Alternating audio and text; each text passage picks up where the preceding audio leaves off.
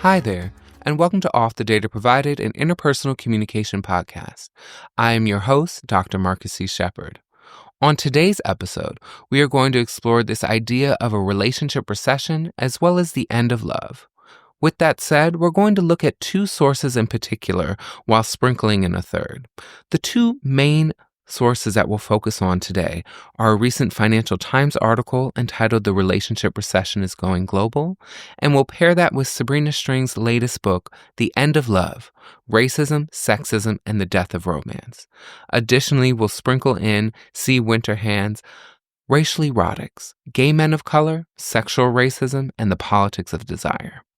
I think it's important to add Winterhand because the first two works are focused primarily on heterosexual relationships. And we know that heterosexual relationships aren't the only relationships that exist, and they, of course, aren't the only ones that matter. When we pair these three works together, we can see a clear hypothesis that the reason why we're seeing a relationship recession and the quote-unquote end of love is because the idea of romance no longer fits the landscape in which we exist. And if we want to find romance, or I would argue partnership, we have to do the work of unlearning the romantic ideal and figuring out what love and romance truly looks like. And also what partnership looks like on the individual level with someone or someones. So through exploring this article and these books, we'll touch on a few key concepts. Those to look out for, of course, the romantic ideal, insufficiently white, sexual racism, the pornographic ideal, situationships, F-boys, ghosting, and of course, orbiting. And of course, after this discussion, we will delve into Ask Dr. Shepard. And so as always, if you have an interpersonal relationship question, feel free to email me at offthedataprovided@gmail.com. So when we delve into the Financial Times article, it essentially argues that there's a rise in a number of single people, and this is becoming a key driver for falling birth rates. So in the past, birth rates were falling or failing mainly due to couples having fewer children. But today, the decline is mainly due to there actually being fewer couples. And so this is a story for our modern times because it's just not declining rates of childbearing that are occurring, but also a rising rate of singledom, which is a more fundamental shift in the nature in our modern society. More and more people are choosing or deciding not to be in a relationship, right? A committed romantic partnership. So relationships are not just becoming less common, this article argues, but they're actually becoming more fragile. And so the article uses an example in Finland to show that it's now more common for couples who move in together to split than to actually have children. And this is a sharp reversal of historical norms. And in addition to this, what's interesting to hold here is that wider data shows that loneliness and dating frustration is rising. There was a Pew Center document that was released back in 2020 that shows over 50% of people, or almost 50% of people, are frustrated with online dating. And we know that online dating is becoming more and more common, and especially for younger and younger generations, is becoming the primary path or way that people are connecting and finding potential romantic partners. The article ends, of course, arguing that the increased usage of smartphones has been a potential indicator of this due to the fact that women are using phones more, and therefore liberal ideals or values are spreading further with women and they're feeling more empowered in their choices and decisions. And it also argues that policies aimed at facilitating relationship formation might be more effective than those aimed at helping couples have babies. Essentially, instead of focusing on making sure couples have babies, we need to just focus on making sure couples exist and are created. And what I found interesting, of course, about this article is I always joke with people when they ask me what I do. And I always say, well, I'll always have a job because I have a PhD in communication and people will always need to learn how to better communicate, right? And clearly, policies aimed at facilitating relationship formation, ding, ding, ding, that is part of my area of expertise, right? I can help people figure out how to be more ethical and effective with their communication in hopes that they can foster more meaningful relationships. That includes romantic relationships, of course, which is somewhat of our focus today. So when we understand that this article is looking at a relationship recession, Sabrina Strang steps in and argues that instead of maybe trying to fix the breakdown of this male-female relationship, that women should actually embrace what we're witnessing, the end of romantic love. She purports that media moguls have been working to erode romance as a direct backlash to 20th century feminist and civil rights movements through the media that asserts that romance should be limited only to special cases involving the quote-unquote right women. And through this, a new order has developed that withholding love as a means to manipulate and maintain an upper hand over women. And so this is where, of course, the concept of the F-boy will enter, and we'll talk about that shortly. But when she is talking about this backlash, she first brings us to the romantic ideal, which talks about the foundational romantic tales that were told, Lancelot, Knights of the Cart. And these tales often involved an unsailing love between a chivalrous king or knight and the lady who captures his heart. So these ancient tales are really the blueprint for how men and women should behave when courting. So men were viewed as gallant, self-effacing, valorous, loyal, servants to the king, willing to fully commit to love and the protection of those he held dear. And when they did fall in love, it would only be with one woman. And these men also were, of course, advised not to fall for women unless she was usually moneyed, cultivated, and had unblemished character and, of course, pale skin. Women, on the other hand, would glean from these stories that they should be gentle and unassuming, spotless character, honest and virtuous. And women who were deemed these epic romances were, of course, wealthy, usually long, blonde-haired, willowy, skinny figures, blue eyes, and, of course, skin as white or as pure as snow. So women barring these characteristics of the romantic ideal, who did not have these characteristics, were seen as insufficiently white. They existed outside of that quote-unquote sufficiently white ideal. And so if we bring in Winterhand's exploration of gay men, we also know that this racial erotic capital comes into play for men, right? Or the sufficient whiteness within the gay community is surrounded by body capital, muscularity, gendered capital, masculinity, racial capital, whiteness, age capital, youthfulness, and class. And so those that have muscularity, masculinity, whiteness, youthfulness, and class are sufficiently white. And what we then see on the flip side then is those gay men of color are oftentimes viewed as insufficiently white. And so they attempt to make up for the lack of racial capital through performativity of gender, masculinity, body capital, muscularity, the maintenance of the youthfulness, and the attainment of capital, right, of actual class status. And so what's interesting when we think about putting Winterhand in conversation with insufficiently white and thinking about the erotic capital that he's discussing is we come up with another term of sexual racism that exists, I think, in this tension of insufficient whiteness. And so sexual racism is simply just systems of racial oppression shaping an individual's partner choice to privilege whites and oftentimes harms people of color. And so Winterhand explores cultural sexual racism, interactional sexual racism, and structural sexual racism. So structural sexual racism is what happens when you limit the availability of partners within a social environment, such as physical segregation. So we think about if people are meeting online, well, what apps are they using?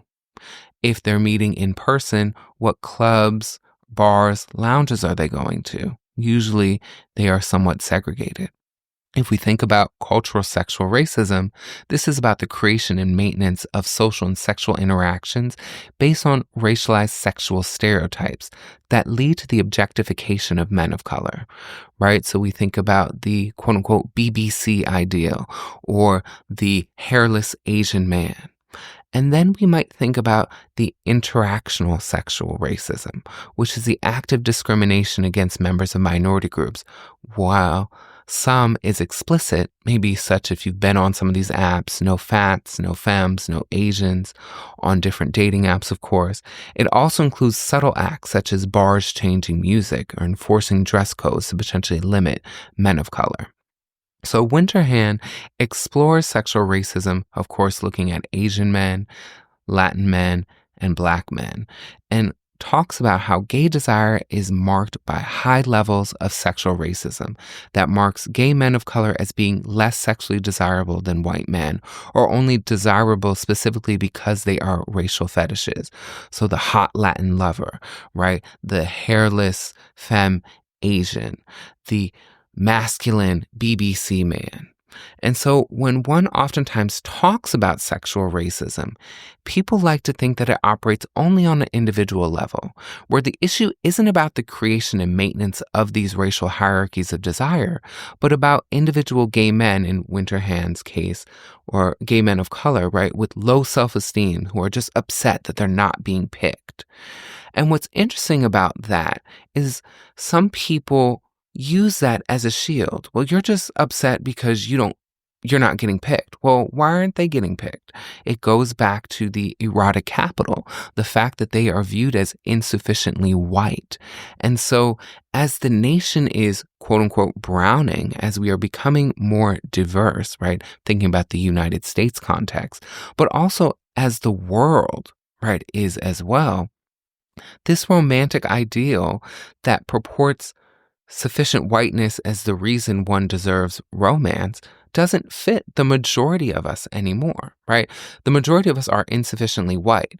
And so what we have internalized from a lot of this is the fact that we have to purport ourselves either into these sexual stereotypes, or we have to, especially going back to Winterhand's idea of the erotic capital, we have to fit in somehow. So maybe I lack the racial capital of whiteness, but I can work on the body capital or the gendered presentation capital or the age capital or the class capital to mask the fact that I don't have the racial capital of whiteness that is making me so insufficiently white. So I will be less insufficiently white than someone who is fat, than someone who is femme, than someone who is older, than someone who is working or poor, working class or poor, right? If I'm middle class or upper class, right? And these are ways that I can rebuff these issues that come with romance instead of pushing against the idea of romance and this romantic ideal in the first place.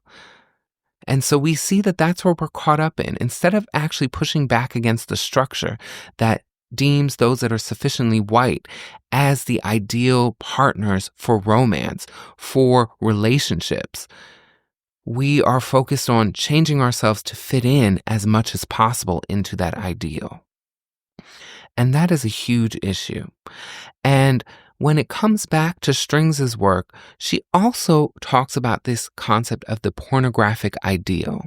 So as men have walked away from this romantic ideal, as she argues in her book, right? I'm not going to go page by page or concept by concept. I highly recommend that you do read the book. It's very accessible. It also has an audiobook if you're someone like me who likes to listen to books. That the romantic ideal, as they were walking away, they did so into the pornographic ideal, which told men that the hot, good girls were worthy of marrying, but women who were considered too sexually available, dark skin, fat, or low class, these attributes attached to being insufficiently white, were deserving of relational debasement. So men who had hoped to have sex with Black or insufficiently white women found that it worked to go through the motions of persuading these women that they were in the first stages of relationships, even if one was never on the billing. And I thought that was a great thing that Strings argues when it comes to this shift that we're seeing, because a lot of people's frustrations when it comes to dating, and especially dating online, is they feel as if they're trapped in this hamster wheel where they're getting to know someone, they meet someone, they go on a few dates, things are going well, they have intimate relations with the person, and then the person kind of slowly but surely pulls away or puts them in a situationship, our next key term, of course. And what I find fascinating about that is I've been guilty on the receiving end of that oftentimes, right? People put in this work to show me that they're interested. I let my guard down, and then they get, I guess, what they wanted, and then they fade to black. What's fascinating about this is without them knowing, they are playing into the romantic ideal because I'm fat, because I'm Black, right? Because I don't exhibit the sufficient whiteness, I don't deserve romance, right?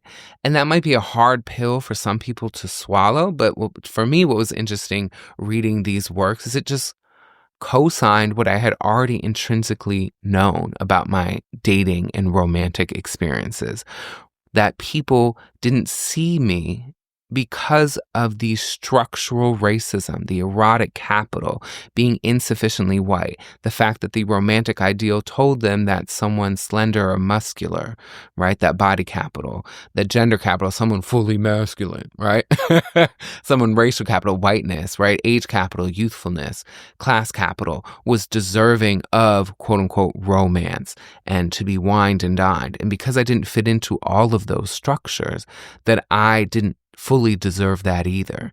And so they would play the game to get what they wanted. And so what I think is interesting now is I joke with friends about it, is I'm always like, it's too much work if that's what people want from me now, right? Because I'm fully aware of the game. And if they want to play that game, it's going to take them months until they get that access to me, that romantic access in terms of sexual intercourse. And so if it's going to take months, you're better off just going on an app and finding somebody that you could bed that night, right? Or within a date or two. For me, it's like you're wasting your own time. And ultimately, nobody's going to put up with that. Or maybe somebody will, but to me, it just doesn't seem like they're valuing their own time if they're going to put that much work into it. And so, as I said, that brings us to this idea of situationship. And so this is an unofficial entanglement with someone in which there's no clear path to moving up to partnership status. You're in this emotionally vacant or manipulative non-relationship with someone who tries to keep you around to fulfill their sexual emotional needs while depriving you of that same fulfillment. And so what's oftentimes really fascinating about these situationships, or people who attempt to put you in situationships, and if you're smart enough, you realize it and you rebuff them, is that of course they're not going to leave you alone. They're being satisfied. Their emotional needs are being satisfied. Their sexual needs are being satisfied, but you're probably not being satisfied. And I think when you find yourself in that situation, you have to take a step back and say, well, why am I accepting this? So I've been in situationships before when I was younger, when I didn't have a clearer sense of self, when I wasn't fully in touch with who I am. But after doing the, quote unquote work and figuring out and unlearning my anti-fatness and all of these things, I pushed back against that for my own self. And I refused to be that emotional mule for people. So what's fascinating or interesting is a lot of people who come into contact with me realize that I'm a great person, right? I give great advice. I always have a word, quote unquote, I should say. And so they want that emotional need. They want, maybe they're attracted to me. And so maybe they want that sexual need, but they're still depriving me. So I went viral last year for a text I shared online where I was rebuffing someone asking me to basically be their fat friend or their emotional mule. right? I think maybe still are Twitter followers. I don't know. But we met on Twitter. We were friendly, engaging back and forth in the DMs. As my late friend John has said, the quickest way to get rid of somebody is to give them your number. So, after DMing for a bit, I was like, oh, here's my number. We seem to have good conversations. We would talk from time to time, but the conversations, right, were always surrounding his emotional needs. And then conversation went dry after about 2 weeks. Shout out to John. As quickest way to get rid of someone is give them your number.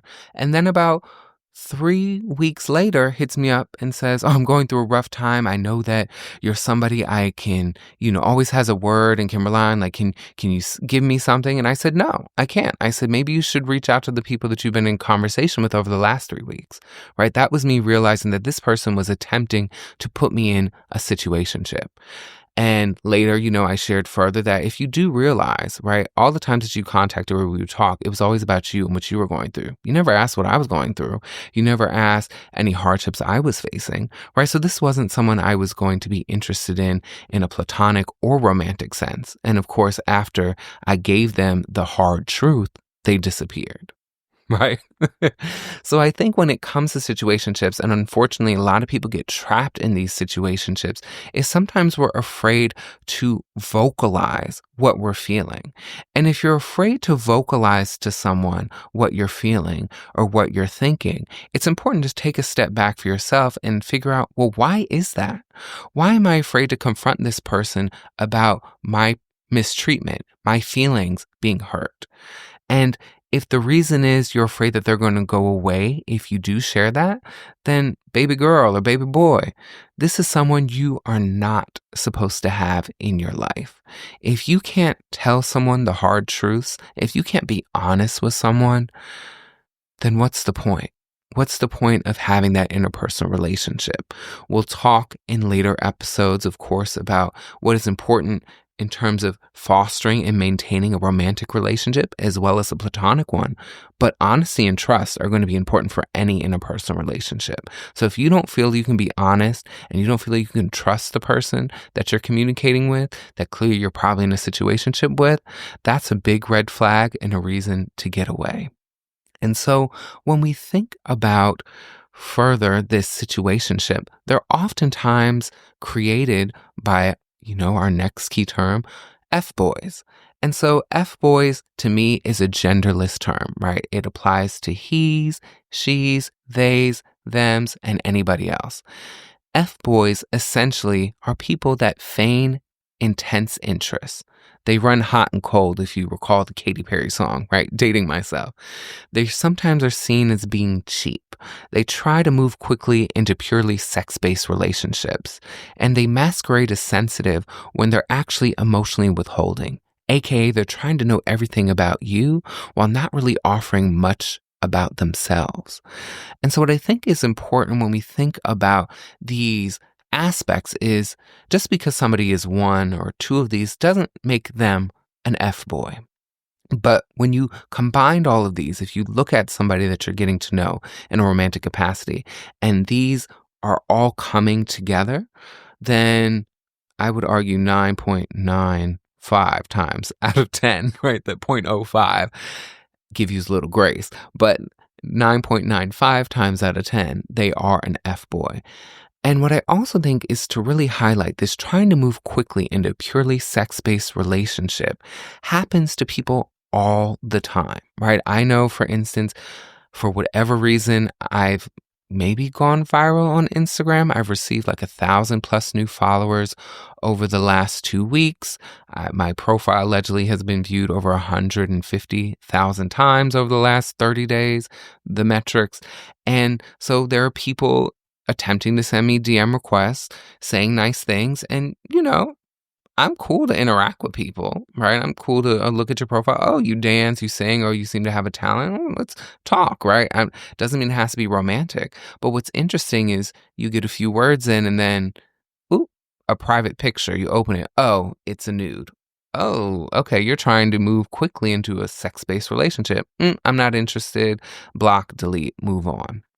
And so when it comes to F boys, it brings us to our last two terms of the day, right? Ghosting and orbiting.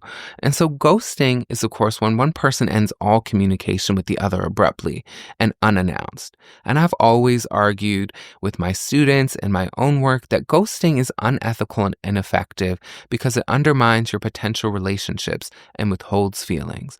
And for me, the only time that ghosting is appropriate is if there is abuse. Right. If someone is abusing you, you have every right to ghost them. Also, if you are in the early stages of just talking to someone, maybe you're just talking on a dating app or a social media account and you're no longer interested, I don't necessarily think that if you no longer communicate with them, that's ghosting. But if you've had a few FaceTimes, if you've gone on a date or two and you don't respond to someone, that's ghosting.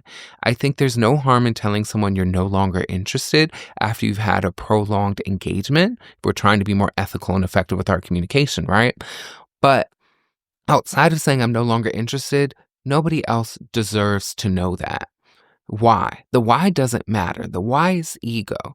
And so while this example I'll use from my own personal life doesn't relate to ghosting in a romantic sense, it relates to the fact of once someone tells you they're not interested in something anymore, you just move on. So I had a friend, we had met, I think on Instagram, lived in Philadelphia, was in the army, was abroad. We had met once or twice, strictly platonic. He was actually interested in one of my friends at the time. I set up a date at my house. They could meet under easy terms. I cooked, right? Everybody had a good time, right? Friend went away on deployment, came back, and I was excited. I was like, "Oh, when can we hang out?" And the friend said, "Hey, I've decided I don't want to be your friend anymore." And I said, "Great. Wish you the best." Deleted the thread, deleted the contact, and moved on. Now, I tell that story sometimes to friends, especially when they're going through heartbreak, because the why is your ego. If someone tells me they're no longer interested in me, whether it's romantic or platonic, I'm moving on. It doesn't matter why. The why is not truly going to serve me. And so I think that's also important to think about, that if we're trying to be ethical and effective, if we're no longer interested in somebody, perfectly fine to tell them I'm no longer interested and move on. Now, if they're begging for the why or what is it, that doesn't matter because ultimately that's their ego. And sometimes people will be like, "Oh, well, I can fix that. I can change that." You're just no longer interested. So move on, baby. And the last concept, of course, is orbiting. And so orbiting is a situation where someone maintains a presence, usually primarily through your online life on social media. So they'll send likes and views. And even though they've ended communication with you offline, whether it was texting or phone calls or FaceTimes or hanging out, and they've made it clear that they aren't interested in pursuing a relationship with you, essentially they're kind of right as satellite might orbit, right? They're kind of circling you without actually engaging in any meaningful interaction. And it's often used in the context of past romantic partnership or potential romantic partnership, right? People you've gone on a few dates with, maybe you dated them for a few months but didn't work out. And so they're kind of checking in on you to feel the pulse. So if you're willing to limitedly engage with them or you're willing to maybe be in that situationship now. So I know I I joke with all of my close friends how any person who I've ever given a prolonged experience with me, right? Where we were dating, we were talking for a while. They always orbit. They always come back. They always check to see the water because they realize when they're out there that what I represent, who I am, is a rarity, right? And I think we should all think of ourselves, hopefully, as that. And so I treat people well. And so they mistreat me. And because I have a strong sense of self and I realize what my worth is, I'm quick to cut somebody off. And so I end things and I move on, right? When someone pops back up, I believe people can change. And so I limitedly engage with people. But when it becomes clear that they're just trying to push me into a situationship, I cut it off again. So we need to be mindful that these people oftentimes are just interested to see if they have access to you. So what happens with, especially in my life, with these individuals is they check in, they see they have a little leg room, they push a little more, and then they realize, oh, boom, the door's closed on them. So we say all that to say, right, gathering these three sources, is that it's clear that how romance has been built in our society no longer fits where we are, right? The romantic ideal has been ingrained to essentially create and maintain gender roles critical, especially in Strings' work, women's domination. And when we think about Hans, right, in the racial erotic and this capital that people have, right, it's also been created to maintain a racial hierarchy in terms of domination for homosexual men. So it's really the romantic ideal is a form of oppression that people are facing, right? Women should be quiet and passive and wait for a man to love them. If a man selects them, they've been saved and deemed as socially worthy and living the right way. But if they're divorced or they never marry, they're seen usually as fallen women. And the same somewhat goes for gay men, right? Especially since the right to marriage has been, at least currently as this episode airs, is still legal. But what's interesting is that we should push back against the romantic ideal and envision something else. And so Strings leaves us with a call for people to embrace queerness. And so queerness is not the same as being gay, but it's a rejection of cis heteronormative values when it comes to love and family formation. So Strings argues that people should reject this white-centered romantic script that dates back to King Lear, right? We do not need romance to thrive, Strings also argues. And lastly, how much can we achieve if we do not foreground white fetishizing romance? And so these three takeaways from String wrap into Hans' work as well, right? If we reject these erotic capital that purports white-centered ideals, what does romance look like? What does partnership look like? What does desire look like? You've been told by society, by media, and these medias are oftentimes run by old white men. You've been told what to desire. Strings talks about that explicitly in her work, how you have literally been told what an attractive woman is due to magazines, due to media, due to TV, film, music. We've also been taught what women who are insufficiently white are through music, through videos, through television, movies, magazines. And the same is for men.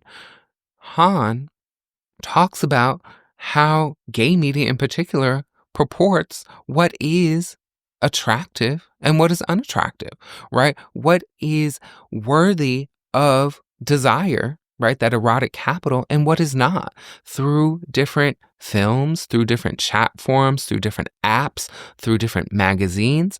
All of this is being pushed on you by society. And so part of it is unlearning what is desirable. I had one person that I was entertaining, and he was telling me that he was coming out to his mom and he was nervous about that. And, I was always supportive, always encouraging. And then he said, I'm going to tell her I like men, but I'm struggling. Like, how am I going to tell her I like fat men? Woo! And that to me was case closed, right? Because even though he desired fat men, right, he needed to still work through his anti-fatness. And of course, he didn't use the word fat, he used the word thick. And we know that thick is an anti-fat term that is used to desire a certain body proportion. And if you're interested in learning more about that, you can read some of Deshaun Harris's work, and I will put a link to a helpful article about that. But of course, we need to reject the white-centered romantic scripts. We need to figure out what life looks like if we don't foreground white fetishizing romance, and also understand that we don't need romance to thrive. So I am in my mid-30s, but I've known for well over a decade that romance was not something that included me. So that's why I enjoyed reading Spring's book, because it just reinforced things that I had already subconsciously known from picking up on, from doing the work.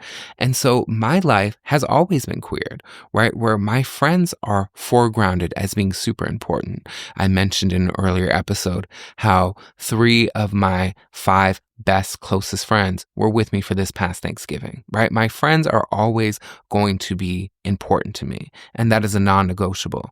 Now, I'm open and interested in finding a romantic partner, but my potential romantic partner would have to know that and be aware that I do differently, right? I'm not doing this heteronormative values of love and family formation where I'm out here doing things just so I can find a partner. And then when I find a partner, I fall back from my familial and or platonic relationships. No, those relationships are central to who I am and central to my life. And you will fit into that, right? I might have a little less time for some of them, but my time will not dissipate or disappear from them totally. So I recall when I was in a committed romantic relationship and my partner was very much aware. We'd be hanging out and a friend would call and would need advice, and I would then be on a call for 2 to 3 hours in front of my partner. And my partner would just be playing video games or watching a TV show, and that was fine. But we had those conversations and we had that understanding that my friends are always going to be a primary part of my life. They are not a secondary relationship, as a lot of people unfortunately treat them as placeholders. So Strengths calls for you to embrace queerness, figure out ways in which your life can exist without this idea of finding this white knight in shining armor, for lack of a better word, right? Or being that white knight in shining armor. And find, well, how can I do life? What does life look like for me? What does a happy life look like? And I've had friends that have struggled with this, and I've been on the phone for hours with them, and we work through that, right? Well, what makes you happy? Lean into that. It doesn't have to be romance. We were taught from such an early age, from childhood, right? You play house, you play dress up, you do all these things, right? The husband, the wife. That doesn't have to be what life is. And as we're seeing with this relationship recession that the Financial Times article highlights, we are clearly in a position where our ideas of romance are no longer working. And because of that, right, we have declining birth rates. But what does it look like maybe to have a child with a best friend? What does it look like to maybe have a commune with several of your best friends? Or maybe, as I'm arguing in some work that I'm working on, we redefine marriage. What is it if you marry your best friend and you just have lovers? And if you want to marry your lover, then you get an easy divorce, right? You've already had a prenup and you move on and you pay for the divorce from your best friend. No harm, no foul, right? Because you both had lovers, you weren't involved sexually, and you move on. But you're using marriage for the capitalistic benefits that we've ingrained in the society. So I think these are things to think about, to ponder, to maybe journal about. How can we push back against those romantic ideal? How are we engaging with insufficient whiteness? How is sexual racism appearing in your own desires? Are we guilty of being in situationships? Are we the F-boy? Have we ghosted? Are we ghosting someone? Are we orbiting? Right? And we'll revisit some of these concepts throughout the podcast, of course, because they are pertinent to romantic relationships. And this is just touching on some more recent writings on romance. So with that said, we're going to move into the Ask Dr. Shepard portion. Of course, as I always say and welcome, if you have any questions, comments, or concerns that you want to share, please feel free to email me at not ask, but at offthedataprovided@gmail.com. Once again, that email is offthedataprovided@gmail.com. So the one that I've selected today is actually about familial communication. It's something that I also think is important. I did have some about romance, but as I've shared in earlier episodes, I like talking about romance, but it's not the primary thing I'd like to talk and lecture about. I really like talking about familial communication as well as platonic communication. So this one is about familial communication. And the email is, "Hi, my name is Aaron, and I've been struggling with my relationship with my parents. They continue to treat me like a child, even though I'm a 27-year-old woman with a successful career and thriving life who does not rely on them, fortunately, for any type of economic support. They still treat me, though, as if I should do everything that they tell me to do and as if I'm under their roof and underage. How do you think I can hopefully change the trajectory of our relationship where I do not feel like a child when I'm always in their presence and I don't continue to get frustrated?" Well, thank you, Aaron, for this question. This is actually something I dealt with, though I didn't maybe feel as much pressure maybe potentially as you did, right? I appreciate you providing your age, right? Mid to late 20s, your successful career, not relying on them for economics. I do think these things are important when we, of course, consider engagements with our parental figures, right? My parents, right? I'm fortunate they live somewhat close to me for about half the year.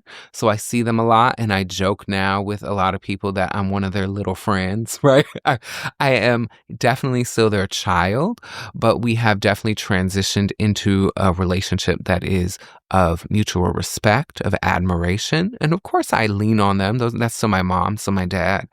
But what I did is it was a little later than your age. I wanna say it was my 28, 29, maybe around 30, as I had a boundary resetting conversation with my parents where, my dad and I would hit heads sometimes because he would come into my house and he would do things around the house as if he lived here, right? And I was like, hold up." So he and I had a conversation about that where I'm like, "Hey, when I come to your house, I don't go to the thermostat and immediately drop it down because I'm always hot." Right? I run super hot. So whenever I'm in his place, right, I'm usually hot, but I ask, "Hey, would you mind turning it?" And my dad's usually like, "Sure, of course." Right. And I told him, the same respect I give you when I'm in your house, I want, right? Usually whatever you're doing, I'm fine with, but I don't want you to just assume you can do it. Just like I don't assume I can do anything in your house. And we talked as well, right? I asked my parents for advice all the time. And sometimes my dad would get frustrated because I would ask him for advice and then I wouldn't do what he told me to do. And so we talked about that. I said, "Hey, I'm asking you for your advice because I value you and your worldview and your experience, right? You have 30 plus years on me. And so you might see things a little differently. But I also realize that ultimately I'm the one that has to live with the decision. So I am coming to you because I truly value your opinion, but I have to do what I think is best. And so I don't want you to get frustrated or feel like I'm wasting your time. I'm not. I value, and sometimes I change how I'm going to approach it." And since we had that conversation, we had a breakthrough, right? My dad and I, we do yearly boys trip together to Chicago. We'll probably add another one in this year, right? Shout out to 2025. And my mom as well, right? We had a conversation. Our relationship was somewhat scarred or fractured due to anti-fatness, right? That she experienced as a child, right? That informed her worldview, which then she passed on somewhat to me. And we had a real breakthrough conversation. I literally remember, like it was yesterday. I was actually at the gym and we were talking about it, right? And I remember I was getting choked up. I was like, I'm not crying in public at the gym, right? But we had a great conversation where we were able to shift our dynamics. And so instead of seeing me as their youngest son, their baby. And of course, probably a part of them will always see me as that. They see me now as a young, I would not argue so young, right? But a young man who's thriving, who's an expert in communication. And sometimes my parents come to me now for advice as well to figure out how to maneuver things because I am an expert in interpersonal communication. I'm an expert in public speaking. I'm an expert in certain things. And so instead of just viewing me as their son, because we had those boundary setting conversation and how I started was, hey, I'm no longer 18, 19, 20. I'm no longer relying on you to cut me an allowance or you're paying for my schooling, right? I have a job and I'm fortunate economically not to have to rely on you, right? So I'd like to shift how we are communicating, right? What does 28, 29, right, 35-year-old Marcus need from dad, mom? And in return, what do you need from me? And let's figure that out. And so that boundary resetting conversation was super helpful for my parents. And it's also helpful for any interpersonal relationship. So I've talked before, right? Dr. Anderson, she will be on the podcast, but Janine and I modeled this behavior very well in our friendship, where every year to 18 months, we'll do kind of a short meta communication, right? Communication about communication and talk about where have we shown up really well for each other, maybe where have we not shown up as well, and how we can fix it, right? It's because we want to evolve and grow together, there's no issue in checking in with each other to figure out how we can make that happen. So that's what I would recommend for you is to sit them down one-on-one and say, hey, I love you. I appreciate you. I feel like there are some issues in our relationship just due to the fact that you are treating me somewhat like a child still. And as we mature and get older, I'll still always be your child, but I'm going to need more or less of certain things from you. And I hope that you can be responsive to that. And on the flip side, you might want more or less things from me. So I think that's a really great way to hopefully go about shifting that dynamic and improving your trajectory. So maybe one day you can joke around how, you're one of their little friends as well, right? I definitely feel as though I'm one of my parents' little friends. I invite my parents out when they are here to basically anything I'm doing with my own friends, right? And so you see my parents chilling with all of my friends on my rooftop. We'll go to movies together, concerts together, sports games together, because yes, we are family and they're still my parents and I still respect them, but I also respect and love and care about them in a platonic way as well, right? We actively have similar interests and similar things bring us joy. So we explore those together. So I hope that helps you, Aaron. If it does or doesn't, I'd love to hear. So let me know. Without further ado, thank you for listening to the latest episode of Off the Data Provided. I hope that you gleaned and gathered some things, and hopefully I will see you on the next one.